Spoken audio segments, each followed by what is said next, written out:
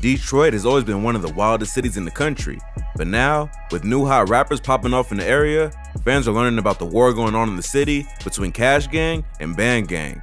Let's take a closer look at one of the craziest beefs going down in the D. BANDGANG is a crew of rappers who grew up together on the blocks of Strathmore and Mark Twain on the west side of Detroit. They're not a huge group, but they're known for being scammers and putting in work in the streets. There are 6 members of the BANDGANG in total: BANDGANG Lonnie, Maso, Javar, Biggs, Paid Will, and Jizzle P. They're known for tracks like BANDGANG or No Gang and First 48. BANDGANG is also affiliated with another group in Detroit called Shred Gang because they grew up in the same area and both had the same ops. But they are 2 separate groups who happen to rock with each other and often collab on music. They both beef with CASHGANG, who's also known as FWC, a crew that has beef with basically the entire city, including 700, 9000, Glock Boys, and of course, BANDGANG. The most well-known member of CASHGANG is FWC Big Key, who has earned himself the nickname Big Op for being one of the most hated dudes in the city. Other members of CASHGANG include CASHGANG Lil Head, FWC Lick, Moore, Mike, and Sticks. Although the 2 crews were never cool, they weren't always at war. But as both groups grew a name for themselves in the streets and in the industry, a tension built that would lead to an all-out war. The incident that pushed the beef between these 2 rival crews past the point of no return was the killing of well-known Detroit rapper named Dex Osama. Dex was one of the most feared savages in Detroit at the time he was killed. He was not part of either CASHGANG or BANDGANG, but was affiliated with another group called HOTBOII. He was one of the hottest up-and-coming rappers from Detroit in the early 2010s. His career really started to take off around 2013 and earned him a deal with Meek Mill's Dream Chasers label. Many thought he'd be the next rapper from the D to blow up on the mainstream level and put the city back on the map. But Dex wasn't known just for his music. He was also famous in Detroit for the work he put in on the streets. And when your name gets that big, you're bound to make a few enemies along the way. Dex ended up getting into it with BANDGANG after dissing one of their fallen brothers, BANDGANG Dada, aka 2 Dots, who was killed in an alley back in 2015. Dada got into a fight with a man named Denzel Talbert, who ended up gunning him down. A rapper from Shred Gang named Shred Gang Moan broke down what happened to Dada in an interview with DJ Small's Eyes. How did he pass away? He got killed. He got shot. He says that they were chilling on the block and one of their homies pulled up and asked if anyone wanted to go downtown. Moan says that he had a bad feeling about it, but they all went anyway. Cause I felt it. I'm like, no, we ain't going. But we end up still going. So that's the only regret I really got. Besides that, I'm live with the punches. They ended up crossing paths with Denzel Talbert and his crew and got into a fight. It's not clear what the fight was over, but the word on the streets is that Dada tried to snatch Talbert's Cartier buffs, so Talbert ran him down and killed him. Others say it was the other way around, but either way, 2 BANDGANG members ended up getting shot, including Dada, who was killed. Dada was one of the founding members of BANDGANG and a beloved member of the group. They mentioned Dada in many of their songs, like Dada's Winning by BANDGANG Paid Will. Dex Osama had already been beefing with BANDGANG and Shred Gang, and it's rumored that they had been in a shootout where his AK was shot out of his hand. After Dada was killed, Dex started using his death as a way to seek revenge on his ops by dissing their dead homie. Dex would drop a track called Jackboy featuring Rocane, where he spits the bar, "Right around town, one chopper. 2 Glocks hit him in his head, call him 2 Dots." The disrespect of Dada didn't sit right with BANDGANG, and it quickly escalated the beef between them. BANDGANG and Shred Gang would start dissing Dex in their own music and on social media. Then, on September 7, 2015, Dex Osama was shot and killed outside the Crazy Horse strip club in Detroit. 2 people have been shot, one of them fatally outside the Crazy Horse strip club. We are told that this started as an argument over a woman.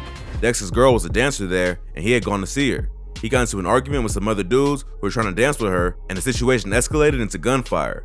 Dex would be shot and stumbled to a gas station to call for help, but the ambulance didn't arrive in time, and he would later die in the hospital. The shooting was caught on surveillance, and the video shows Dex firing a shot off into the air before the fight broke out. The 2 men who were arrested for killing Dex Osama, Otis Davis and Dietrich Odoms, were allegedly affiliated with CASHGANG and Shred Gang. Although Dex had his own crew, HOTBOII, he was cool with FWC Big Key from CASHGANG. The murder of Dex Osama was what started the war that still continues to this day. It made it worse after members of BANDGANG continued to diss Dex on tracks after he was murdered.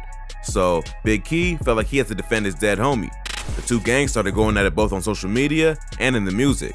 But in 2019, Key went through some legal problems after he was found guilty of 2 counts of forgery and possession of criminal tools. He ended up avoiding jail time and got sentenced to 4 years of probation. But before he could get back into the war, he would end up catching another charge later that same year for felony fraud. Somehow, he escaped jail time again and posted bond the next day.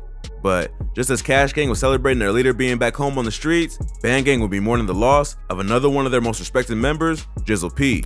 Aaron Mays, better known as Jizzle P, was shot and killed last night while sitting in a car on Detroit's west side. On September 23rd, 2020, Jizzle P would be brutally murdered right in front of his own mom. Jizzle P and another dude were sitting in a Chrysler 300 on Fielding Street when a shooter sprayed the car with bullets. The car was parked in the driveway of Jizzle P's mom's house, and she witnessed the whole thing. But she says that the killer let off so many shots that the sparks blinded her from seeing who did it. 25-year-old Aaron Mays was sitting in a car, the two of them cracking jokes, when someone ran up, firing so many shots at Mays, his mother says she couldn't see the suspect's face. There was so much muzzle flash from the gun. She would go on the news to mourn the death of her son, and BANDGANG would vow to seek revenge on whoever took their homie from him. But CASHGANG didn't have much respect for the death of one of their ops, and pretty soon after the news broke, they would be on social media dissing the dead rapper. Big Key was the first to start the wild disrespect, laughing at Jizzle P's death on Insta Live, saying that he was getting an AR to smoke more ops. What you talking about? Yeah! You wrong? Man, I'm finna go pick up my motherfucking AR. I done got too many death threats. The rest of CASHGANG would follow his lead and clown the rapper on social media and take credit for the murder. It must have been a planned hit against BANDGANG because Javar later revealed that he got shot on the same day at the same time as Jizzle P in a different location, but survived. You know, that shit was really crazy because we got shot on the same day, like at the same time. So he was in the hospital recovering when he got the news that his homie had been killed. If that wasn't bad enough, while they were still recovering from the loss of Jizzle P, the group would lose another member, BANDGANG Paid Will. In late 2020, police responded to several shots being fired in the area of Grandmont in West Chicago. They would enter one of the homes in the area and find BANDGANG Paid Will dead from a headshot after what appeared to be some kind of shootout. His death came just a few months after Jizzle P was murdered, which meant back-to-back losses for BANDGANG. Although not widely reported by official media outlets, members of the group would take to Twitter and IG to report the loss of their homie. They also lost a lesser-known member named BANDGANG Lenny Skinny around the same time because both Javar and Lonnie shouted him out in RIP tweets. So the group was losing members left and right, all within a few months. If that wasn't bad enough, their ops would continue to taunt them on social media by clowning their dead homies any chance they could get. That nigga said CASHGANG got 6 bodies this week. Oh my God. Oh my God. Bro, chill out, bro. Y'all niggas around this bitch tripping. But all the violence would attract the attention of police, and in early March 2021, Big Key would have his house raided by the feds. The FBI obtained a warrant to raid his apartment from a judge in Detroit under the suspicion that he had guns and ammo stored there, which would be a violation of his parole.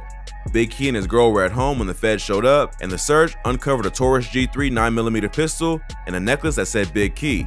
The feds were able to use the necklace to connect the rapper to his IG account, where he could be seen rocking a chain and sharing all kinds of incriminating evidence of the various crimes he was involved in. It seems like this time, Key was finally caught, although they gave him bail, which he quickly posted and returned to dissing ops and continuing his many beefs.